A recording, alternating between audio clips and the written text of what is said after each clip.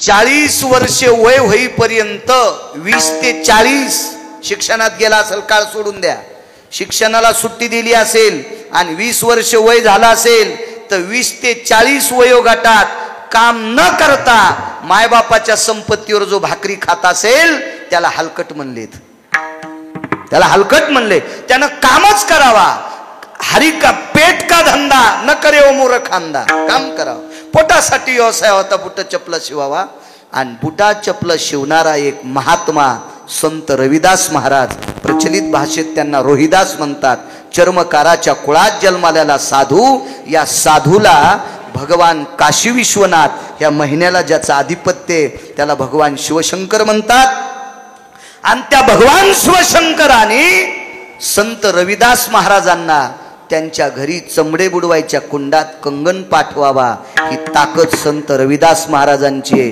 ते रविदास महाराज या महाराष्ट्रातले. काय त्यांचा महिमा वर्णू वारंवार. सजन नावाचा खाटीक होता नाना, सजन नावाचा खाटीक, जातीनं मुसलमान, इमानदार खाटीक होता. याची भक्ती विटेवरच्या मालकाला आवडली आणि त्याच्या मापाच्या वजनात तो दगड होता.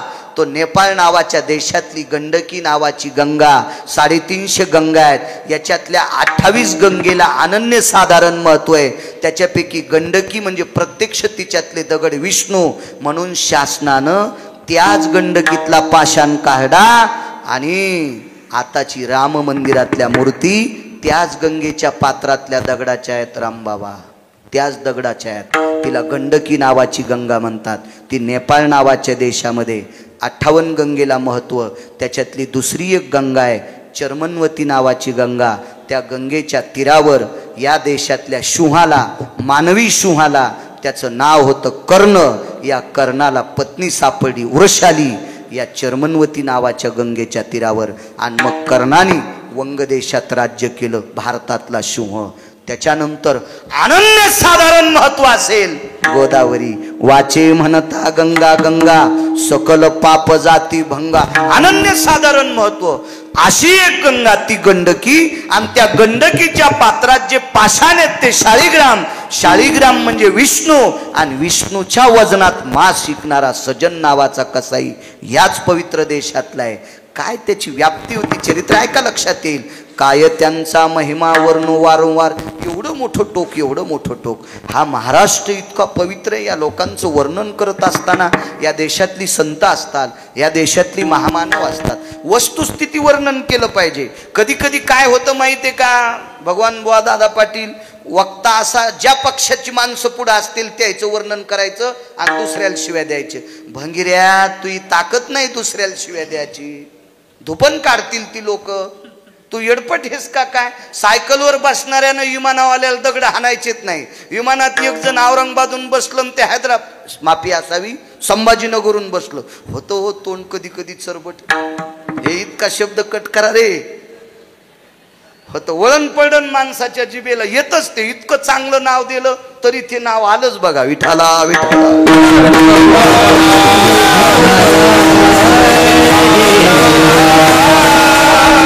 छत्रपती संभाजीनगरच्या त्या हवाई अधिष्ठानातून एक जण विमानात बसला आणि त्या संभाजीनगरहूनच एक सायकलवाला म्हणला याच्या आधी मी हैदराबादला जातो. येडपटीस का तू? चिकलठाणच्या वाड्यातच मेलं ते. त्याची सायकल तिथंच गुरफाटली ती. मला म्हणायचं भाग, वरही गेलेल्या लोकांना खालच्या लोकांनी दगड हाणायचे नाही. मोठी मोठीच असतात. धनवंता लागी सर्व मान्यता आहे जगी. आता एखाद्या पक्षातल्या लोकांना नाव ठेवल्यावर ह्या पक्षातले लोक आनंदी होतील, पण तिकडे गेल्यावर ते बेसरामाच्या फोकानं हाणतील. म्हणून आमच्या लोकांनी कोणालाच चोंभाळायचं नाही, कोणाचेच वरखांडे काढायचे नाही. चोंभाळायचंच असेल तर पंढरपुरातल्याला चोंभाळणं सुंबळ्या. विठाला विठाला.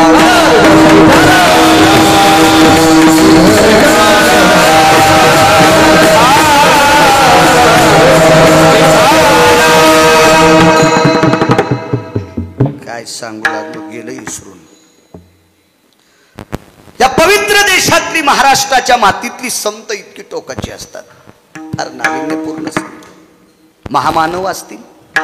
तुमच्यातली लोक पण सामान्य नाहीत, खूप मोठी लोक, समाजसेवक असतील. श्रावण महिना आहे. आता रामकाका शेवटचं वाक्य बस झालं, आता पुढं जायचंय नानांना. माझ्या मावल्यांना तुम्हाला सांगतोय, तुमच्यातली एक बाई किती अधिकारी. म्हणून मी नेहमी सांगत असतो, नाना या देशातलं सर्वात मोठं जडवड रत्न काय असेल ते या देशाची स्त्री आहे. या देशाची स्त्री सर्वात मोठं श्रीमंत रत्न काय असेल ते या देशाची स्त्री. बापू, बाबाजी, रामकाका, बाकीच्यांचे नाव पाठ नाहीत, मापासा बरं. तुम्ही नानांचा अभिष्ट चिंतन सोहळा करता, तुम्ही त्यांना आदराचं स्थान देता. तुम्हाला नाना आवडते, पितृतुल्य. मी मगाशी बोलून गेलो, या परिसरातलं राजकीय क्षेत्रातलं वयोवृद्ध एक छोटेसे भीष्माचार्य आहेत नाना, तुम्हाला आवडते. पण एक लक्षात ठेवा, नाना सुद्धा याच देशातल्या एका पवित्र स्त्रीच्या पोटी जन्माला आले. हे मात्र लक्षात ठेवा, इतकं लक्षात ठेवा, इतकं लक्षात ठेवा. इतकी मोठी या देशाची स्त्री, एका पवित्र स्त्रीचं चरित्र सांगतोय. ओघात सगळ्या 2-3 सांगतोय. शेवटचा श्वास घेत असताना घोड्याच्या कानात ज्यानं सांगावा, घोड्याच्या कानात सांगावा, मला अमक्या प्रांताला घेऊन जा. त्या घोड्याचं नाव होतं चेतक. त्याच्यावर बसणारा या पवित्र देशातला राजा होता महाराणा प्रताप. त्या महाराणा प्रतापांना जन्म देणारी पवित्र स्त्री या भारतात. राजकीय क्षेत्रात नाना 5 डॉन झाले. 5 या लोकांसारखा राजकारणात निदान गिरगावचा बाळ्या जिवंत हेतूपर्यंत तरी या 5 लोकांसारखा जन्माला येणार नाही. बापू तो सोपा वरीच घेतला असता तर खाली, वरे इथं घेतला असता, राहू द्यायचा खाली. ठीक ठीक. विडाला विडाला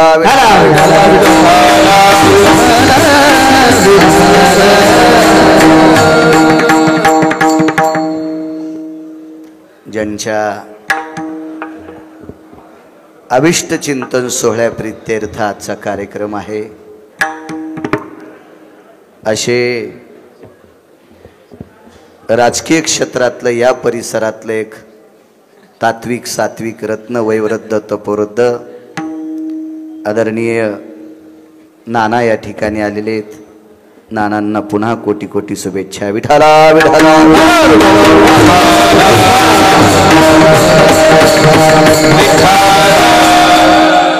एक मुद्दा तुमच्या पुढे कोंडोजींचा मांडला, दुसरा ह्या एका माथारीचा मांडेल आणि एक 10-15 मिनिटात मुद्दा मांडेल. मग तुमच्या बाकीच्या सत्काराला मी तुम्हाला सुट्टी देतो. विडाला विडाला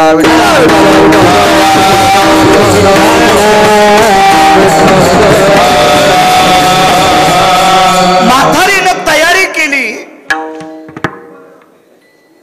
बसा आता बाकीचे कार्यकर्ते बसा. आपण हारतुऱ्याचा कार्यक्रम नंतर ठेवूच. आपण विठाला विठाला विठाला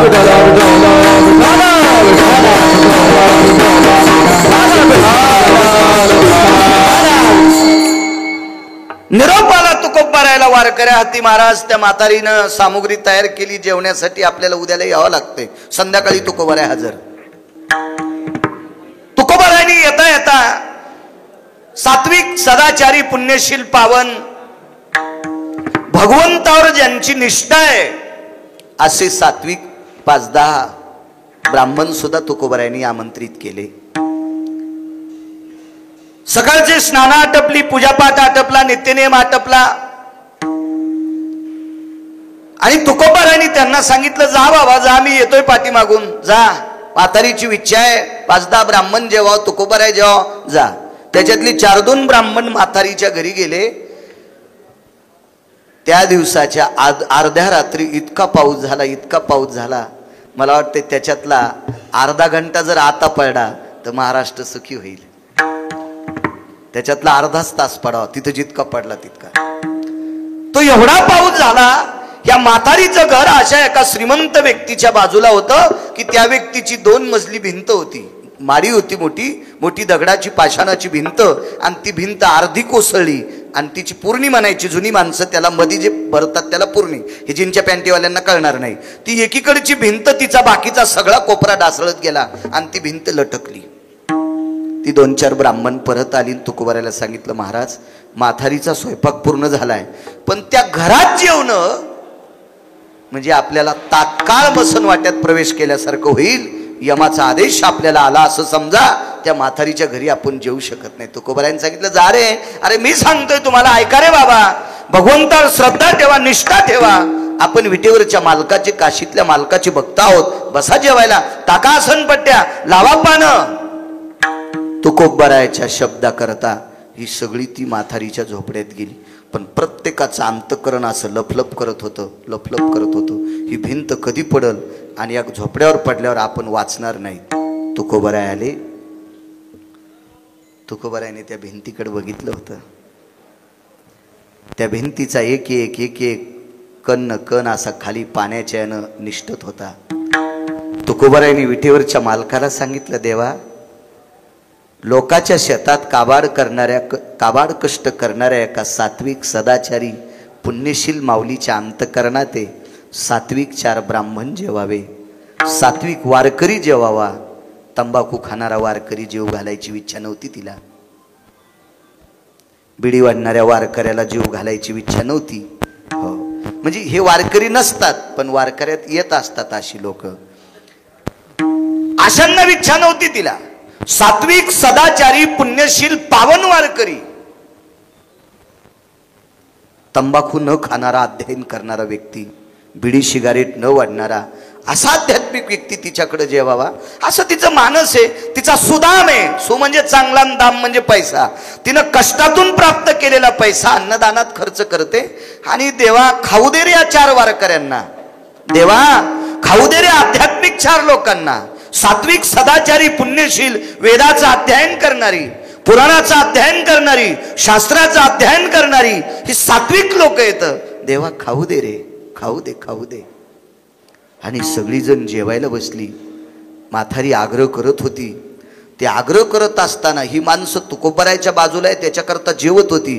पण यांचं सारखं लक्ष त्या झोपड्यात बसल्याच्या नंतर ती दगड आठवत होती. याच्यातला एक दगड जर पडला तर 2 माणसं मरतील. मोठी मोठी दगडं होती. कसं करावं, काय करावं, पटपट पटपट जेवणं आटपीत होती. सगळ्यांनी हात धुतली आणि लागलीच तुकोबारायने सांगितलं, आता मंदिराकडे जा. निघाली ती मंदिराकडे. पण मंदिराकडे जात असताना यांच्या मनात आलं, तुकोबाराय तरी का उठत नसतील, यांनी तरी जीव मुठीत कशा करता धरावा, काय त्यांचा महिमा सांगतोय, काय गरज असेल तुकोबारायला एवढी. जेवण आटपलंय, आपलं निघावा, म्हातारीला दिलेला शब्द पूर्ण केलाय, निघावा, आता निघावा. तुकोबारायला त्या म्हातारीनं सांगितलं, महाराज बाजूची भिंत पडायला झाली, तुम्ही लवकर बाहेर निघा. तर तुकोबारायनं सांगितलं, माय यजमानावर जो पुरेपूर कृपा करतो का त्याला वारकरी म्हणतात. यजमानाचा विचार करतो का त्याला ब्राह्मण म्हणतात. यजमानाचा विचार करतो का त्याला वक्ता म्हणतात. यजमानाचा विचार करतो का त्याला पक्वाद्या म्हणतात. यजमानाचा विचार करतो का त्याला संप्रदायातला गायक म्हणतात. आणि यजमानाचा एका तिळाचा विचार न करता पाकिट घेऊन धाब्यावर जेवायला जातो का त्याला हरामखोर म्हणतात. विठाला विठाला विठाला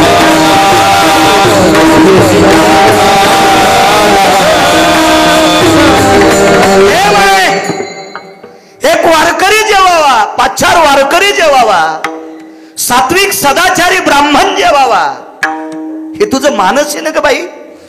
बघ, एक लक्षात ठेव, आम्ही सुद्धा विटेवरच्या मालकाचे भक्त आहेत. आम्हाला जेव घालणारी यजमान म्हातारी आमच्या देखता तिनं 2 घास खावा ही सुद्धा आमची इच्छा आहे. आणि तुकोबारायने स्वतः तिच्या घरातलंच पान तिला टाकलं आणि वाढून घे पदार्थ. तुकोबारायच्या सानिध्यात तिचा हात चळचळ कापत होता. पण तुकोबारायचा आदेश म्हणून तिनं पात्रातली पोळी घेतली, भाजी घेतली, त्या पानावर भात घेतला आणि तुकोबारायाकडे बघत खाली मान घातली आणि ती निमूटपणे तिनं प्रसाद सेवन केला. तुकोबारायने त्या म्हातारीच्या हाताला धरलं नाना आणि बाहेर काढलं. गावातली 5-4 वारकरी बोलवली आणि त्यांना सांगितलं, बाबा रे, हिच्या घरातलं संपूर्ण साहित्य आता खराब होते, हे सगळं बाहेर काढा. बाहेर काढलं ते साहित्य, म्हातारीला बाहेर काढलं आणि विटेवरच्या मालकाला सांगितलं, देवा माझ्यामुळं तुला ही भिंत थांबवावं लागली रे, आता तुझं सुदर्शन काढून घे. त्यावेळेला विटेवरच्या मालकानं त्या भिंतीला लावलेलं सुदर्शन काढलं आणि धाड धाड धाड त्या श्रीमंताची भिंत पडली. आणि जाता जाता तुकोबारायांनी मंदिरामध्ये काही ठराविक श्रीमंत बोलवली आणि त्यांना सांगितलं, गरीब म्हातारी आहे, वारकरी संप्रदायावर तिचं प्रेम आहे, आध्यात्मिक लोकावर तिचं प्रेम आहे, गावातल्या श्रीमंत मंडळींनो तिची निवाऱ्याची व्यवस्था करा, तिची निवाऱ्याची व्यवस्था करा. मला असं वाटतंय तुकोबारायांनी त्या काळात घरकुल योजना राबवली. तुकोबारायांनी सात्विक आणि सदाचारी गरीब लोकांना गावातल्या श्रीमंत लोकांनी मिळून घरं द्यावा, ती तुकोबारायांची योजना आता शासन राबवतंय. विठाला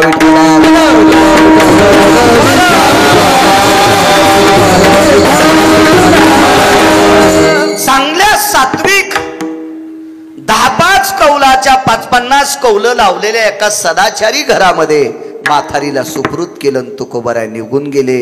माझे निळोबाराय म्हणतात, विश्वातली कुठली जरी शक्ती असती तर ती भिंत थांबत नव्हती, त्या म्हातारीचा नेम कडीला जात नव्हता. ही एकमेव ताकद तुकोबारायची आहे. विटेवरच्या मालकाला सांगितलं आणि विटेवरच्या मालकानं सुदर्शन लावून भिंत थांबवली. ही ताकद तुकोबारायची आहे. म्हणून निळोबाराय पहिल्या कडव्यात म्हणतात, काय त्यांचा महिमा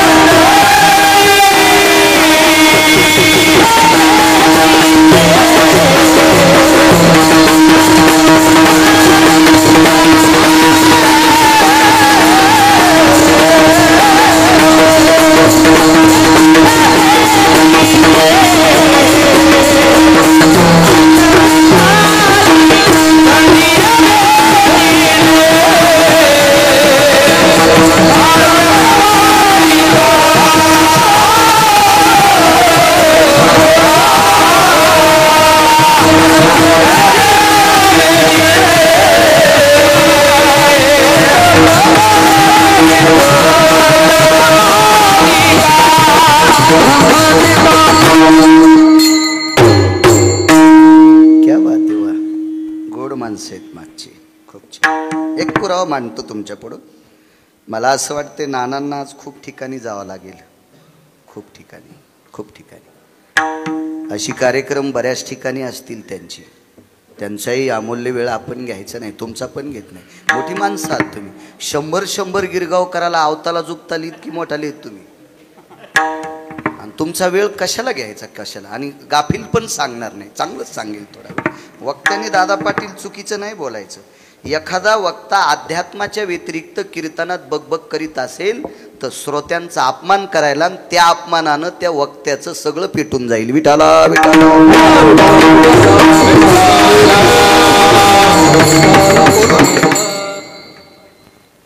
बापू एक अगोदरचा पुरावा सांगितला कोंडोजींचा. दुसरा पुरावा ही लोहगावची म्हातारी. आणि अजून एक पुरावा सांगतो तुम्हाला. आता अत्यंत गरज पावसाची. नैनितालच्या अरण्यामध्ये स्वामी राम गेले. स्वामी राम म्हणजे 1949 ते 51 आदिगुरु शंकराचार्य पद त्यांच्याकडे होतं. पठाडे बापू, रामबाबा